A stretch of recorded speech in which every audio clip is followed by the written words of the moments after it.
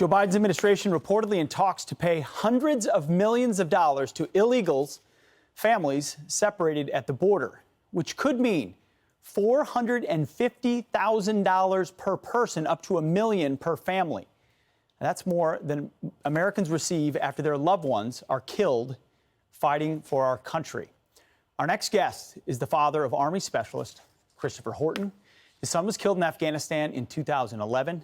Now his dad is one of many Gold Star families outraged at this proposal, and rightfully so.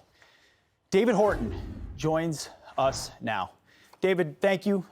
First of all, thank you for everything your son gave to this country. It's a permanent separation. We acknowledge that, and we're grateful for everything Christopher did. I wear his bracelet every single day. When you look at a policy like this, a decision being made intentionally by our government to pay a settlement to these families, up to $500,000, your reaction as someone who lost your son? Well, I think that the decision is problematic on several areas, and we could be talking about this for an hour. I think yes. All the ramifications and problems with the decision, but to compare an illegal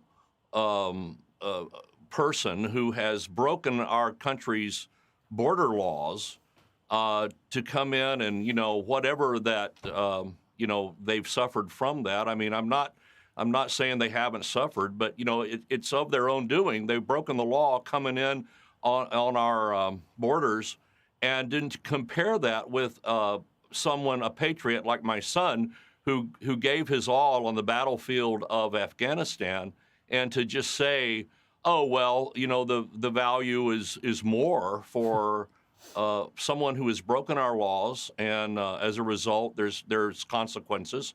And now to say, oh, okay, well now we owe you money, and it's more money than we would pay a patriot. I am outraged. I think this is, you just wonder, where is the outcry against some of these policies that are just, I don't know. They're unbelievable to me. I just can't even believe they're unbelievable unless we're dealing with this. You start to unpack their priorities. They believe no person is illegal, and anything Donald Trump did was evil. They're willing to say, and here's the different part. Christopher paid into a life insurance policy that was ultimately paid out. Yes, he did. He paid in. These illegals who broke the law as their first thing entering this country, they're getting money from tax-paying citizens. So it's even worse than a direct comparison and a reflection of how much they value each. Is it a reflection of priorities?